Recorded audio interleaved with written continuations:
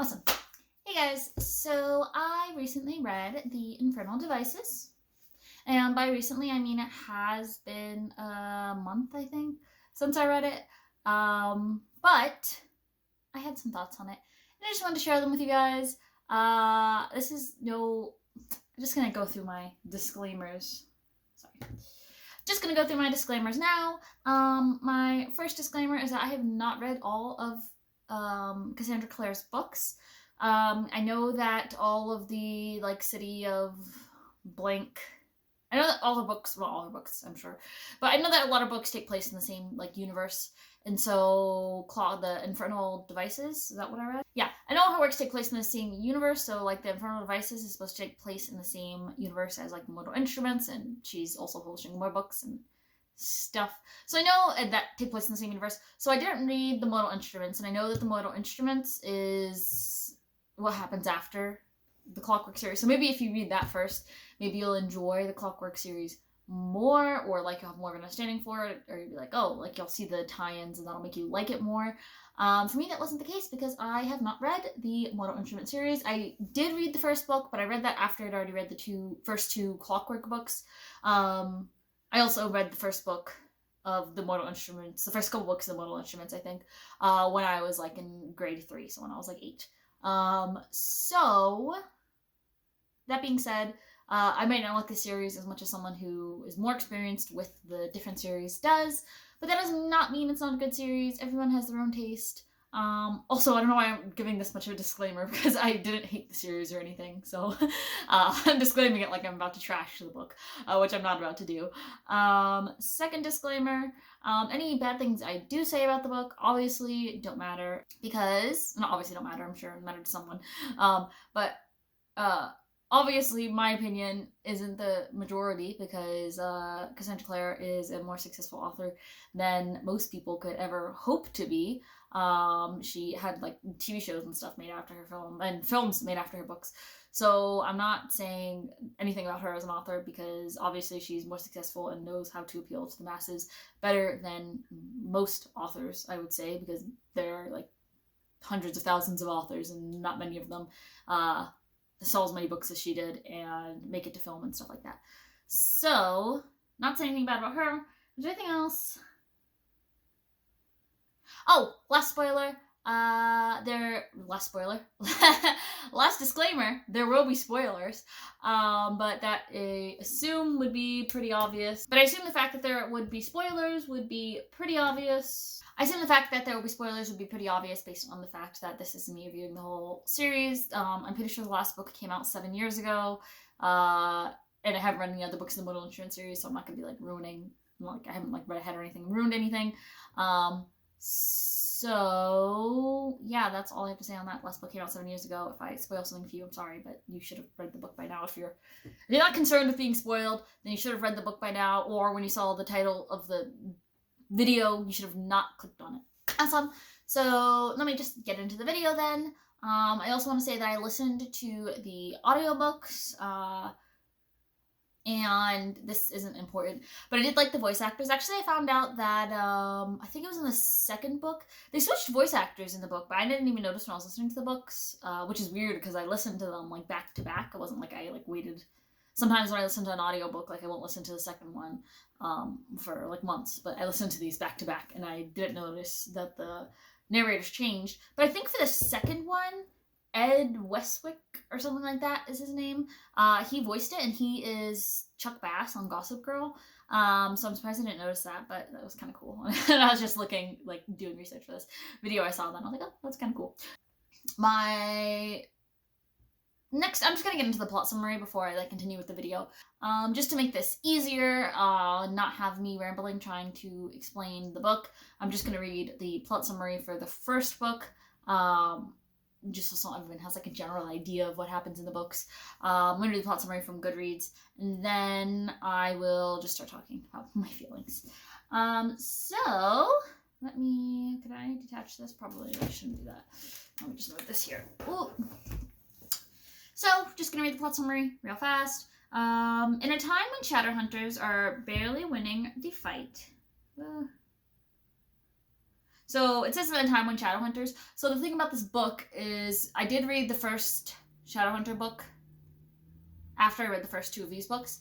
I know I'm interjecting in the plot, but whatever, it's my video. So the thing about this book is I think that if you read the Shadowhunter series, you'll have a better idea of like who the Shadowhunters are and what they do. Because after I read the first two books and then I read the Shadowhunter series, it kind of gives you a better look into the Shadowhunter world. Because Tessa, or what's her name? What's the girl's name? I think Clary? Clary is the girl's name in the Mortal Instrument series. Clary, I think, is more shocked when she's introduced to the Shadowhunter world, where Tessa isn't as shocked, so I think they don't go into as many descriptions because Tessa has already been being held captive by some sort of demon for the past few months. Anyhow, let me get back to the summary. I'm one sentence in. In a time when Shadowhunters are barely winning the fight against the forces of darkness, one battle will change the course of history forever. Welcome to the Infernal Devices trilogy, a stunning and dangerous prequel to the New York Times best-selling Mortal Instrument series. The year is 1978. Tessa Gray descends into London's dark supernatural underworld in search of her missing brother. She soon discovers that her only allies are the demon-slaying Shadowhunters, including Will and Jem. Including Will and Jem, the mysterious boys she's attracted to. Soon they find themselves up against the Pandemonium Club, a secret organization of vampires, demons, warlocks, and humans, equipped with a magical army of unstoppable clockwork creatures. The club is out to rule the British Empire, and only Tessa and her allies can stop them. So that is like the basic premise of the book. So I have a point that I want to say. I just want to say that the plot summary, I do think that the books were kind of unnecessarily long. This definitely falls into like the YA trope of needing to pair off every single person in your story, because I think pretty much all the characters, I mean, there are probably a couple that aren't paired off, but pretty much all the characters are paired off by the end of the story. So like even from like the maid that works in the what do they call it? In the sanctuary, the maid that works in the sanctuary, even like down to her, everyone is paired off or dead, I guess. Though everyone is paired off or dead, I guess. Though I mean, even the people that are dead are paired off. Like Jesse and Nathan got married before they died, or they were gonna get married. I can't remember if they got married or they were gonna get married. The point is, I think they got married. I think they did. But the point is that everyone is paired off, except for Jem. But then they rectified that in the end by pairing Jem off with Tessa.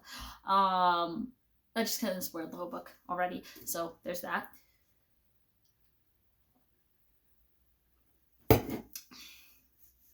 So basically, everyone gets a happy ending. I think that the books weren't necessarily long. I knew since it was a YA novel, there was going to be a lot of focus on relationships, but I think that they could have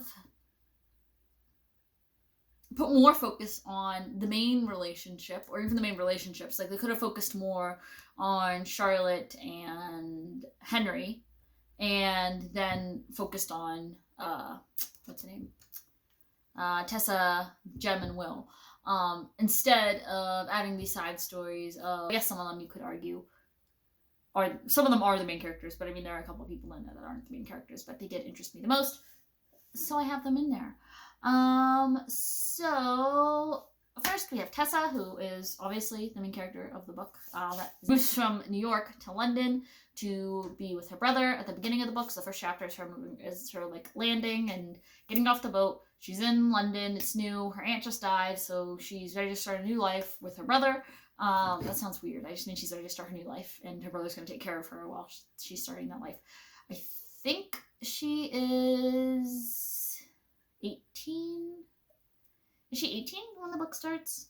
I don't remember. I think she's 17. She's like 17 or 18, somewhere in that range. She's like 17 or 18 when the book starts. So, So Tessa is like 17 or 18 when the book starts. She lands in London. She's intercepted by these two women. They're like, we're friends with your brother, come with us. And then the book flash forward, and basically Tessa has been taken captive by these people, and Tessa has found out that she's some sort of shape-shifting person thing. That was a nice interstellar thing. Anyhow, and the one thing I do have to say about this part of the book is that they go into a lot of detail about some other things, and I feel like she kind of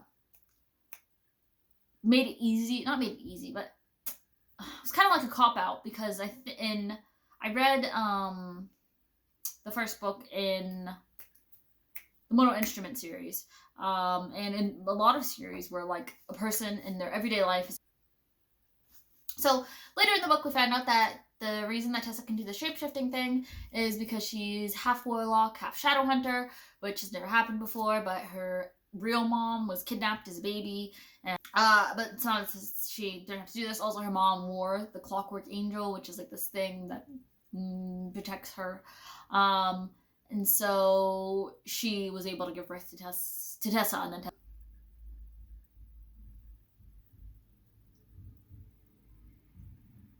So Tessa as a character, she's interesting enough. I feel like being in, I feel like being, like, I think the book takes place in the 1870s. And I feel like for the 1870s, like, she's definitely more reserved than, like, Claire from the Mortal Instruments, but that is probably a product of her time. Like, they both grew up in New York, but Clary grew up in, they both grew up in New York. Is Claire from New York, or does she live in Chicago? I can't remember where Claire lives. I'm pretty sure she lives in New York. Anyhow, not the point. No, does Claire live in Chicago? I think she lives in New York. Anyways, not the point. Clary is different because she grew up in New York in the 2000s, where, what's her name again? Where Tessa grew up in New York in the 1870s, so, like, I do cut her some slack for being, like, Clary likes literature, and I will say that her literature liking does appear to, like, influence some things, and she does find, like, lessons from the literature, and the literature is what bonds her to Will. So unlike in books like Twilight, where, like, Bella's interest in literature is just, like, for funsies, there does seem to be some, like, substance that comes from her, like, her interest in literature, and also she uses her main plot throughout the books is basically that Mortmain, who is this guy who helped out. I'll get more into Mortmain later, but basically, just a quick summary. Her main plot of the book, Tessa's main plot of the book, is that, which is, so we find out that Mortmain basically orchestrated her birth. So basically, because he wanted to marry her and have her have his children.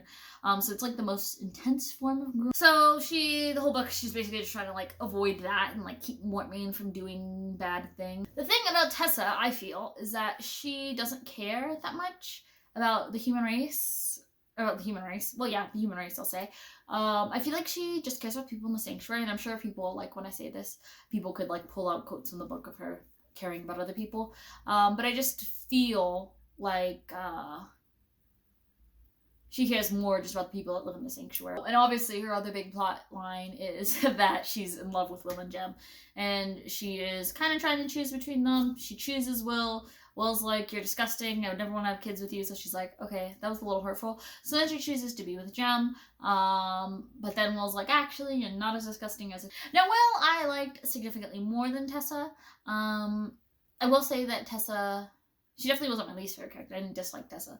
I just found she was very, like, she's very just there.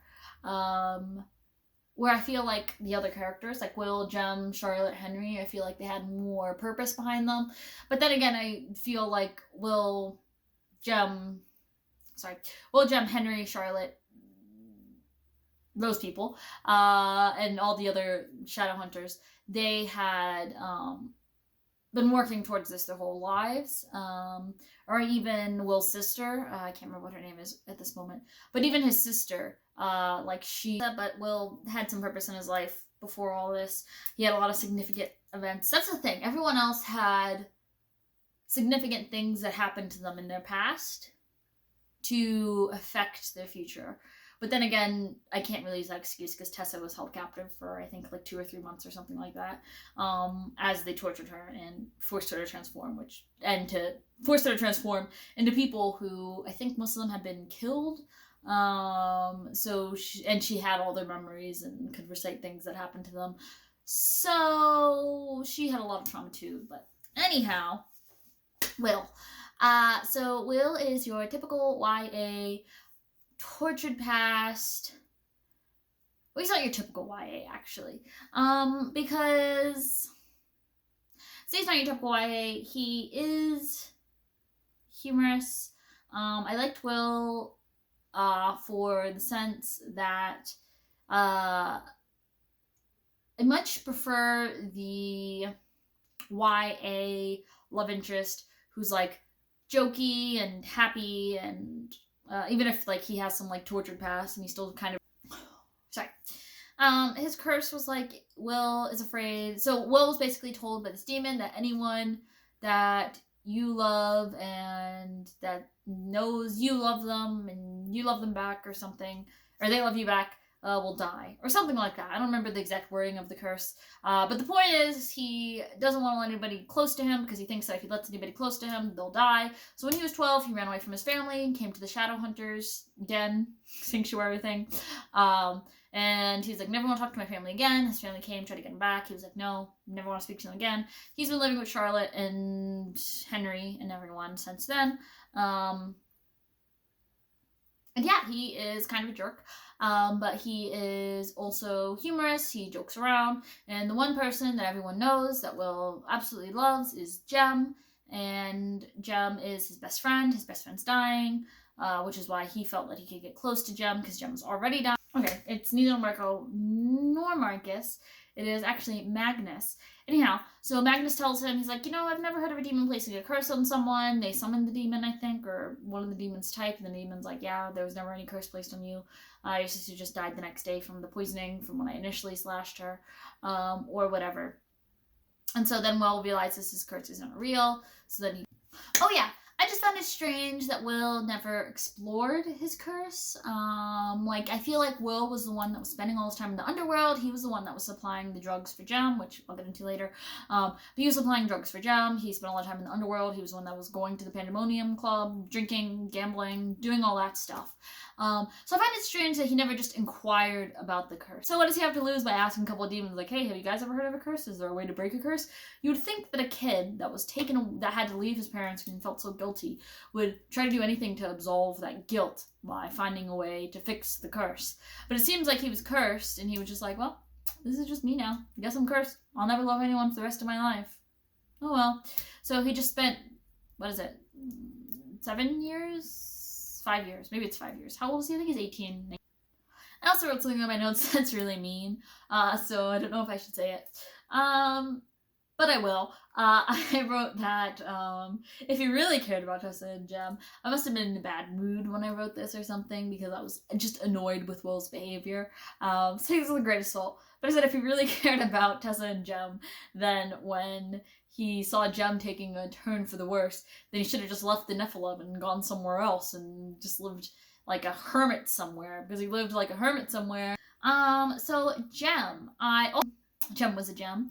I think he is one of the better YA love interests that I've read. He is kind. He's never just cruel for no reason, which I feel even Will is guilty of. I feel like YA male love interest. They always have this streak of saying something really mean to someone. I mean, Will wasn't as bad as some other ones are. They'll be mean or stalkerish or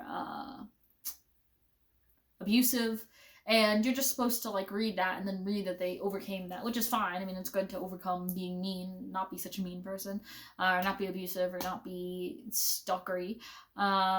The stalkery one doesn't really go away because usually when they get with that person, so they're spending all the time with them. So would they have stopped stalking them if they hadn't gotten together? Who knows? Anyhow, I just feel like Jem is like one of the perfect YA protagonists where he's like super nice, super kind.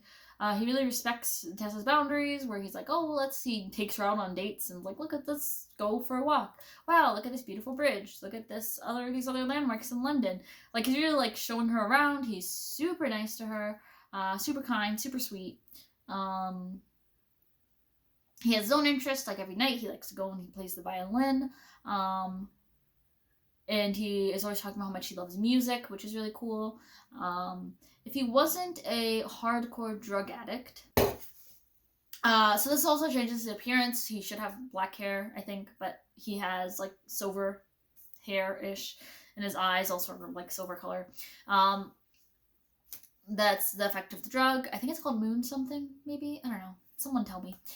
Anyhow, Jem, really good. He's super nice. He proposes to Tessa. Tessa accepts. There's this really vulnerable moment when the two of them are in his bedroom and they're making out and stuff, and he spills the drugs on the floor and Tessa goes to clean. So his biggest traits are that he's nice and that he's dying. I said his biggest conflict is that he's dying, but he doesn't really seem too conflicted about it. He's pretty much accepted it. He doesn't want to look through any other avenues as to not die, like becoming... Well, I think they said he can't become a vampire. I don't... Could he? He doesn't look through any other avenues. I think he could become a vampire. I can't remember what his reason is for not wanting to become a vampire. Maybe Shadowhunters can't become vampires, but honestly, I can't remember. And then I remember when she suggests he become a silent brother, he's like, well, silent brothers can't marry, and I just love you so much, Tessa. And like, that's not what I want for my life. I don't want to be a silent brother. I want to be with you. So, name only, because everybody knows that Charlotte is the actual head, and everybody assumes that that's the only reason that Charlotte married Henry was so that she could become the head of the Institute, because they wouldn't let a woman become the head of the Institute by herself.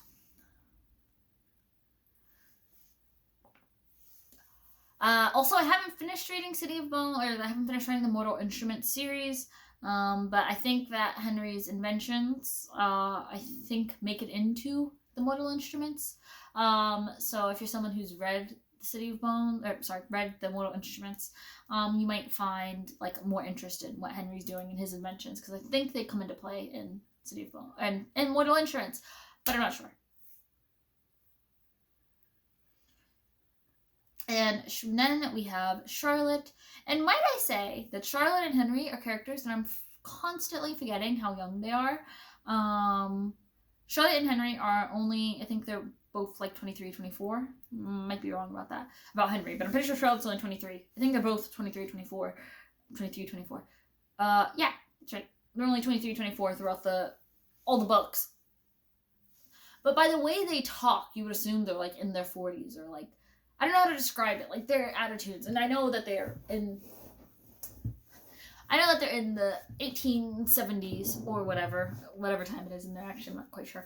But I know that they're in the past, like in the 1870s, 1880s, that sort of time period. The people would just seemed more mature when they're at that age, because people would get married really young, or people had to provide for themselves really young. Also, just the manner. And then we have Jesse. And now, you could argue that Jesse isn't a main character, and that some of the characters I left out are main characters. Like, I'm sure you could argue that, like, Gabriel, the maid lady, Cecile? Is that Will's sister's name? Cecile, and I don't even know who the other people were. Gabriel, what was Gabriel's brother's name? It wasn't Gavin. What was it? I don't remember. You could argue that those people were main characters and Jesse was not a main character, but to that I have to tell you that this is my video and I decided that Jesse was a main character and those people weren't, even though those people were around for more of the books and we got to see into those people's minds. I wrote the notes for this and I put Jesse down as a main character, so there you have it. Proof that she's a main character. I wrote it down in my notes. So Jesse's an orphan. Basically, her parents are also dead, because Shadowhunters die young. Also, I think it's... Well... I was just gonna say, also, I think... So Justinian's parents had Shadowhunter blood, but they chose not to be Shadowhunters, and they were just like rich people. And so Justinian just desperately wants to get away from the Shadowhunters, and she not in the sanctuary anymore. She eventually ends up marrying Tessa's brother, because Tessa's brother promises her wealth or that she won't have to do shadow hunting, which she hates. So she's like, okay, I'll marry you. Yeah, that is her character. She ends up betraying the Shadowhunters. When she marries Tessa's brother, I don't remember exactly what she does. I think she's giving information to Tessa's brother and meeting up with him in secret and giving him insider information. So then she is mentally tortured, only to eventually be accepted back into the sanctuary. But as soon as she gets back, she's killed. So that's her storyline. And I could see why some people might be saying that Jessie isn't her main character, but to that, I would have to say, please check my notes. She's listed under main character. Mortmain. Mortmain, I have listed as a main character, but I guess he's a villain, but he is the main villain of all 3 books. I actually don't even think Mortmain is in the first 2 books. Well, no. He's in the second book or the first book. He's in one of those books, like where Charlotte and Henry go to visit him. But like, I feel like there isn't a lot, even though he's the main villain, there isn't a lot of him on the screen, which isn't necessarily on the screen, on the page, which isn't necessarily a bad thing. I feel like that's kind of often, like if you're reading a book about like warfare or something, like the fantasy novel that takes place like in a different world, and there's like warfare, often you don't like constant. Yeah, so he makes those clockwork things. He makes them by putting like a demon soul inside of them or something, which is kind of cool, kind of. So the last main character I have, I'm sure you're all eager to know who I consider the last main character of the book to be, and that would be the Clockwork Angel. The Clockwork Angel is basically the pendant that Tessa wears around her neck. It was Mortmain's mother's, or supposed to be Mortmain's mother's. Then Mortmain gave it to Tessa's mother. Then Tessa's mother died, and Tessa had it. Basically protects Tessa, so when something bad's about to happen to her, sometimes it, like, I don't know what it does, like shoots out a light or something. I can't remember what it does. It somehow protects her from dying a few times. And also might have been part of how her mother was able to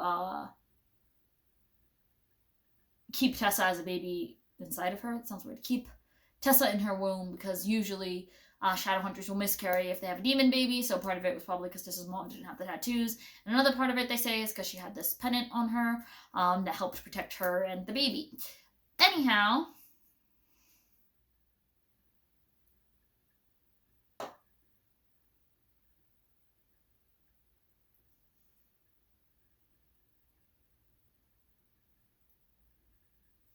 it is special because it is a clockwork creature, which is what Mortmain creates, but it is a very small size, and what makes it special is that instead of a demon soul, which is usually what animates Mortmain's creatures, it is actually an angel soul, so that's why it protects her.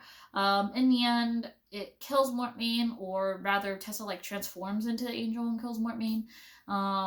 It was a weird scene. I'm not quite sure what happened. It seemed like she grew to like 50 feet or something like that and like squashed everyone, including Mortmain. But I might have misinterpreted. I can't remember what his name is either. But the Lightwood dad wants to be in control of the sanctuary, and Charlotte doesn't want to let that happen. But Charlotte's a woman, so they don't want to let her lead. And okay, now I'm gonna get into the love triangle. So this is a love triangle that is a true love triangle, because I feel like everyone loves everyone. I mean, Will and Jem don't love each other like in a romantic, sexual way. But you do get a true bond between Will and Jem, which is really appreciated, because everyone loves to read like a male buddy story where like they're best friends and they'll do anything for each other. And even when a girl comes in between them, when Tessa comes in the situation, it isn't like one of those situations like, he used to be my best friend. Will doesn't want to tell Jem because Will knows that Jem cares so much that if Jem knew, they're parabatized or something like that. I think that's how you pronounce it. And basically what that means is they're like super friends. They're like best friends, but best friends basically like by law. It would be like if when you go out in public when you go out and you have your best friend, you guys have been best friends since like first grade or whatever. Instead of just being like, oh yeah, we're friends, you guys go to the. So when they both meet Tessa, they both fall in love with Tessa, which I would have to assume it's because they're pretty isolated, and so they don't really meet many girls, let alone girls that are their exact age, besides Tatiana, who seems to be kind of mean. So I guess this has been like their only interaction with a woman of the opposite sex who knows their life and who they can be with, so they like her. That was a joke, by the way. I don't find Tessa that like boring or anything like that. They meet Tessa, they both fall in love with her, and which I guess in the 1870s is like a definite no, like, oh, we can't have children, definitely don't want to be with you, which seems kind of mean. But anyways, he just tells her he doesn't want to be with her in any capacity. So after that happened, and she eventually realizes that she does in fact love Jem.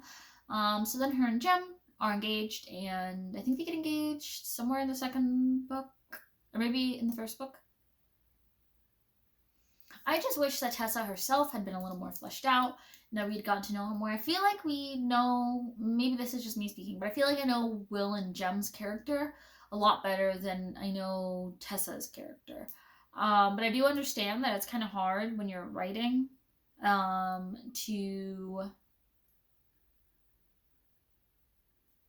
because most of the book, I believe most of the book, is told from Tessa's perspective. There is like Will's perspective. It's mostly Tessa and Will's perspective, if I'm not mistaken. But I do understand that when you're telling a book like that, like sometimes, actually I don't have an excuse. I don't understand why Tessa's character wasn't more fleshed out. I would have liked it more if her character was more fleshed out. But I couldn't really get a grasp on who Tessa was, her character, or anything like that. So I wasn't a huge fan of Tessa, which made me getting into the love triangle kind of hard, but I did really like Jem and Will, so I did want them both to be happy. Anyhow, so Tessa falls in love with both of them, but I think everyone reading can kind of tell that she loves Will more. Maybe that's just me, but when I was reading the book, I kind of felt really bad for Jem because I felt like Tessa.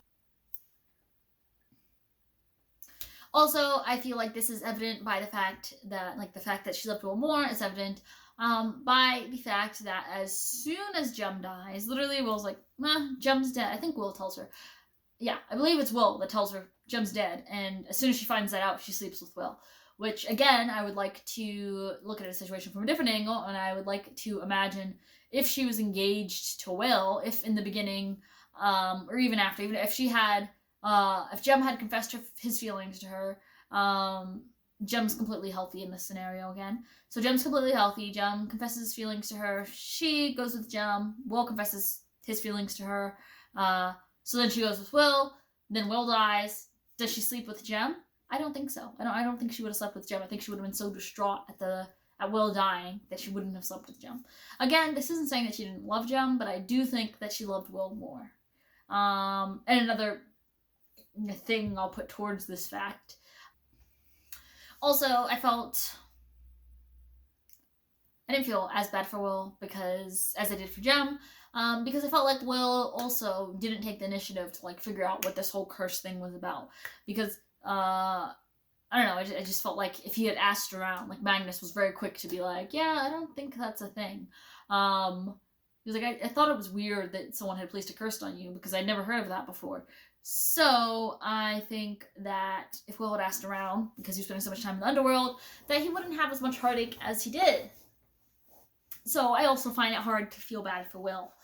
The next character, or my next point, oh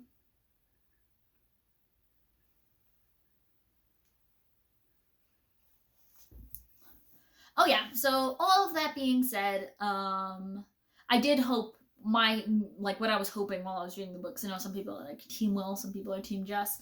While I was reading the book, I did hope that she would end up with Will. But that was only because I felt like she didn't really love Jem. And so reading it was just kind of painful because it wasn't that, not that she didn't love Jem, but I felt like she loved Will more. And the only reason she was staying with Jem was, and that being said, well, that also being said, I will say that I did feel like the ending was a bit of a cop-out, because it's like, I'm Team Will, I'm Team Jem. Well, good news for you, she gets both of them, because Jem ends up being a silent brother, which means he can live forever, and Tessa is a demon, which means she can live forever, so she basically grows old with Will, watches him die, which I must say must have been kind of weird, because I'm pretty sure Tessa always looks like she's like 20, or in between 20 and 25, I'll say. And Will grew, and I think Will died when he was in his 70s or his 80s or something like that. So it just seems weird to imagine like a 20-year-old, like someone looks like me being with like a 75-year-old. Must have looked weird, though they say in the book like, oh, no one ever found it weird, which I highly doubt. Anyhow, but it's also kind of bittersweet, because I assume Jem will now begin aging again, so Tessa will have to, again, watch the person she loves dies. Also, I wonder how Tessa feels about being attracted to people now. Because I imagine you want to be with someone, especially as a woman, who looks like similar to your age, I guess. But that also makes me wonder about Tessa's taste, because on one hand, she was just as attracted to Will when he got older, so she's just as attracted to a 70-year-old man as she is to a 19-year-old man. Seems weird. I don't know. Because I assume Jem looked 19 or so when he stopped being a silent brother. I assume. Actually, I can't remember what it said his description was. But I assume he just looked like he did before he became a silent brother. So yeah. Okay, next couple. Henry and Charlotte. Henry and Charlotte's relationship I also found really strange, because it's like they didn't realize that they loved each other. So they were together for all these years, and they just had no... Because I feel like the whole conflict is brought up by like a passing comment that Henry makes. Henry's like, oh yeah, well, I know you don't actually love me, but... And then she's like, what do you mean, Henry? Of course I love you. And then he's like, really? Because I love you. And it just felt like a pointless conflict that was there. But the biggest conflict with them is that he is a crazy inventor, and he is doing all this stuff, and everyone thinks he's crazy. And they don't want him to be in charge. Everyone thinks he's crazy. They don't want him to be in charge of the sanctuary.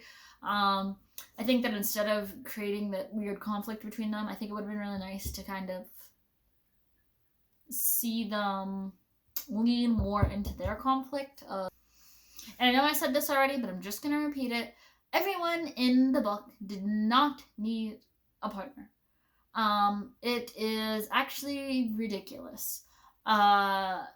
From minor characters like Sophie, the maid, even like Jem, like when she solved the love triangle was solved by Tessa. Like the same breath, like the same epilogue where you find out that Tessa and Will spent their life together, you also find out that she then got to be with Jem. So it's like even the love triangle is resolved by both of the people getting the girl. So it's like everyone got to be with someone. Gabriel got to be with Cecile, or Cecilia, whatever her name is, Will's sister. Sophie got to be with the other Lightwood brother, whose name I can't remember. Even the people who died, Jessie, who was like evil and bad. Overall, I think that this plot could have been condensed into a singular 600-page book, which seems a bit dramatic, but I think that all the points could have gotten across in a 600-page book when it comes to the plot. I think that you could have fit in the love triangle, because the love triangle wasn't that intense, and it wasn't like there was a huge conflict around it. It was just like Tessa was like, I love you. Will was like, no. Jem was like, what about me? Tessa was like, okay. Jem was like, actually, I want to be a silent brother.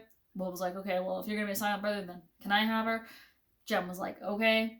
That was the whole point of the love triangle. And then Charlotte and Henry, we didn't need to see any conflict.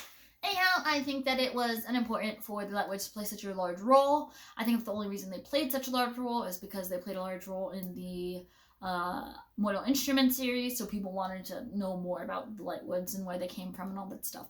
Same with Magnus Bane. I think Magnus Bane played a larger role than he needed to. I think his whole role could have been lessened by Will like seeking out a warlock and being like, hey, I have this curse on me. Magnus could have done some humming and some pawing, contacted some demons, been like, oh, that curse is bogus, that's not a thing. And that could have been the end of it. Not to say it should have been one 600-page book, but I do think that there's a lot of stuff that just didn't need to be in there. Maybe one 800-page book, or two 400-page books. I just think that there were a lot of page count and it wasn't entirely necessary.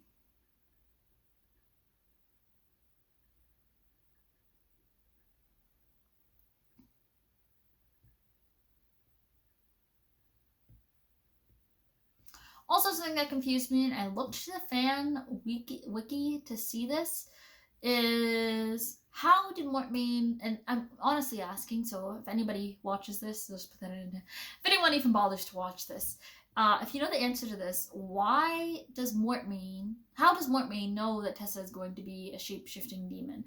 Because from what I understand, it isn't like, even if you have a demon that's a shapeshifter, and it procreates with a human, it doesn't mean that the demon that is born is going to be a shapeshifter demon. Because demons have many powers from what I understand. So like Magnus Bane's father or mother, whichever one was a demon,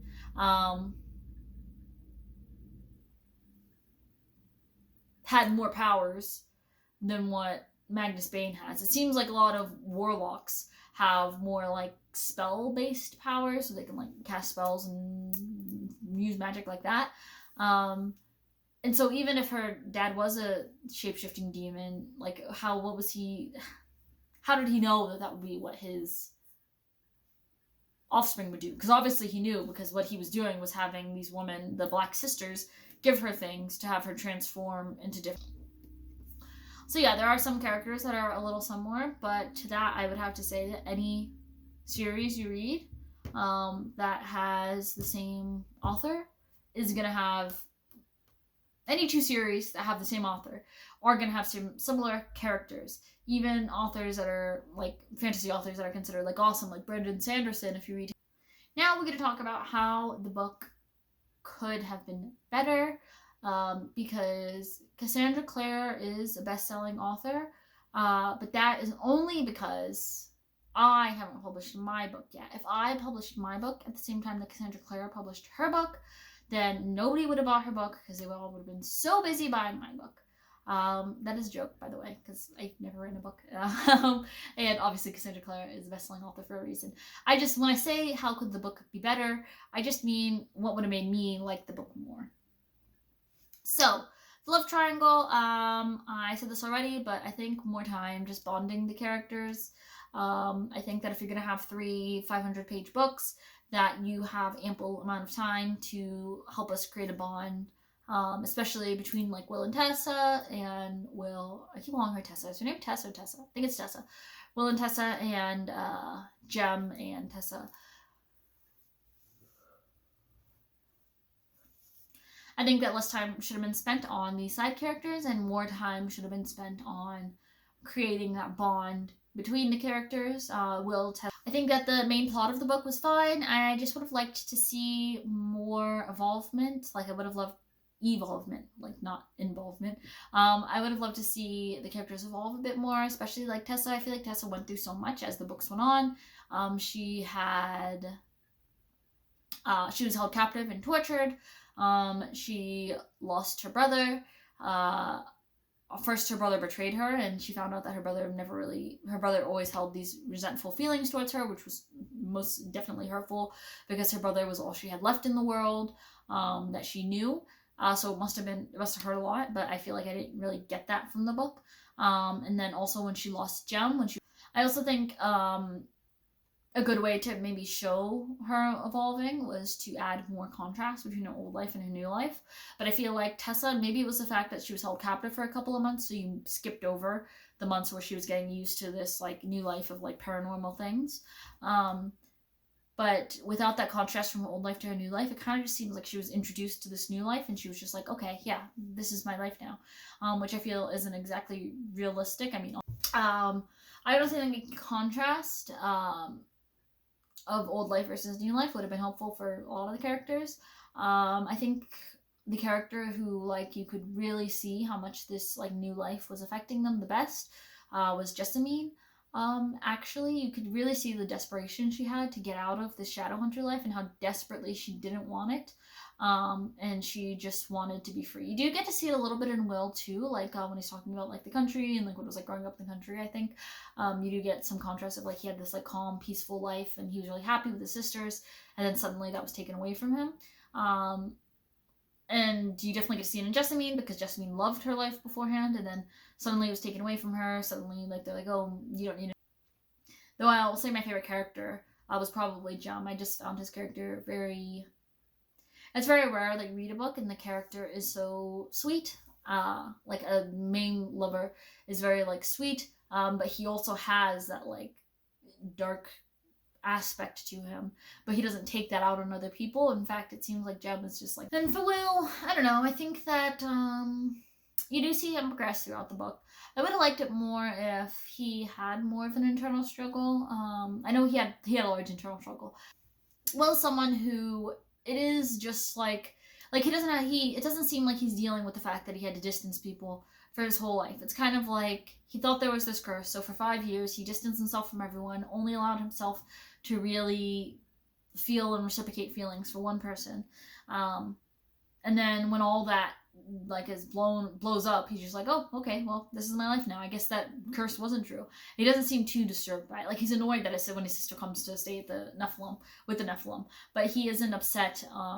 He doesn't seem as upset as you think he would be if you just spent 5 years distancing yourself from everyone you loved and suddenly you realize that that was all for nothing.